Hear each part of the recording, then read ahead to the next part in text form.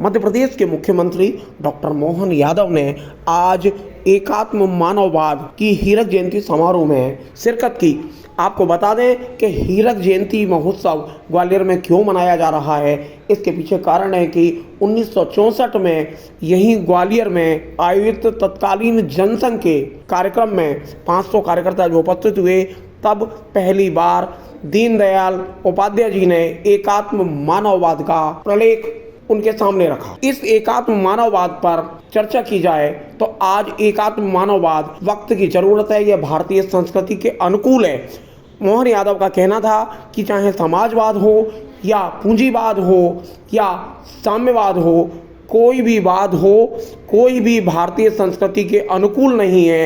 एकात्म मानववाद ऐसी परिकल्पना है जिसे जमीन पर उतारा जाए तो समाज भी सुखी होगा, राष्ट्र भी सुखी होगा और व्यक्ति भी सुखी होगा।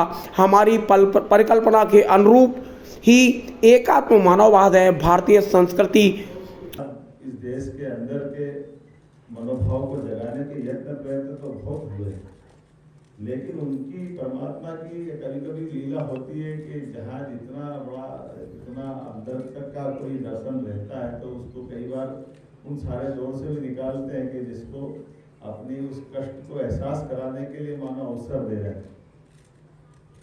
हम अपने इस देश की आज़ादी के साथ अगर जोड़े तो शिवराज सिंह चौहान पर जाकर के उसके बाद के दौर से हमारे महाराज शिवाजी, महाराणा प्रताप, इनके सबके स्वतंत्र अपने अपने अभियान देखते हैं। उनके साथ हमारी देश की एकात्म भाव की छोटी लघु झांकी हम देखते हैं।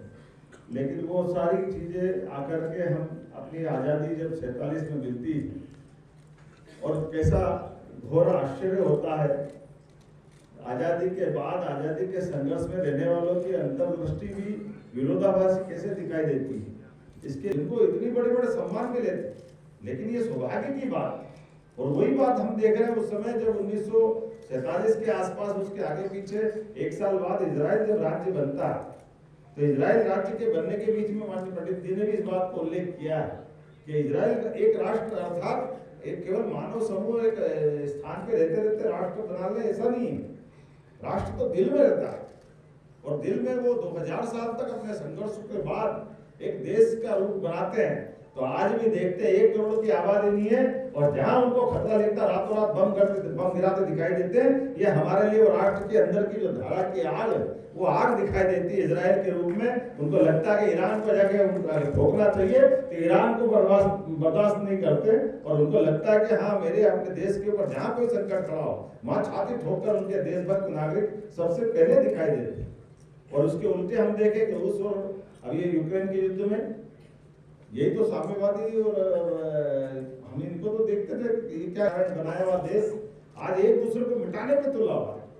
तो जो मार मार के इकट्ठे करने के बाद कोई बनाने के बाद या तात्कालिक परिस्थिति बस जो देश बन जाते हैं, उनकी हालत क्या होती। ये रूस यूक्रेन युद्ध के साथ में हमको ध्यान में आती।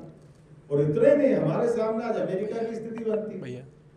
हम अपने अमेरिका के उस भाव को समझे, वो अमेरिका फर्स्ट के आधार पर चल सकते हैं, लेकिन वास्तव में आज इस बात की आवश्यकता है कि हाँ, राष्ट्र फर्स्ट और माननीय मोदी जी ने जो रास्ता निकाला है वो हमारे लिए गौरव का है और वो हमारे पंडित दीनदयाल उपाध्याय जी के उस दर्शन को प्रतिपादित करता दिखाई देता है, जिस आधार पर कहा कि हमको स्वदेशी के भाव को बढ़ाने की आवश्यकता है। भारत को आत्मनिर्भरता के मामले में आगे बढ़ाने की जरूरत है।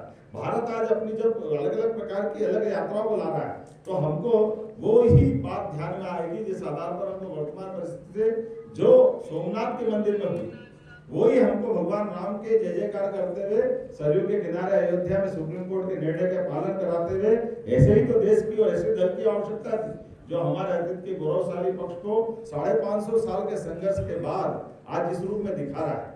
मैं अगर दीनदयाल उपाध्याय जी की उस बात को समझ पाता हूँ तो आप भी इस बात को समझेंगे कि आज के इस दौर में हमारी उस भाव को तब दिखता है जब अपने यहाँ इसी देश के अंदर अभी कोविड के समय जब हमने दवाई बना करके न केवल देश के नागरिकों की रक्षा की, बल्कि दुनिया में हमारे दर्शन से परिचित कराने का प्रयास किया कि हाँ, हम जियो और जीने जो की भावना वाले लोग। हाँ, हमारा दर्शन ये दीनदयाल उपाध्याय जी के उस भाव से जुड़ा हुआ है जो शरीर, मन, बुद्धि, आत्मा और जो एकात्मवाद करता है। और यही हमारे यत् पिंडे तत् ब्रह्मांडे की भावना होती है। आज के इस अवसर पर इस सुंदर आयोजन के लिए मेरी अपनी ओर से बधाई, बहुत बहुत धन्यवाद। भारत माता की जय।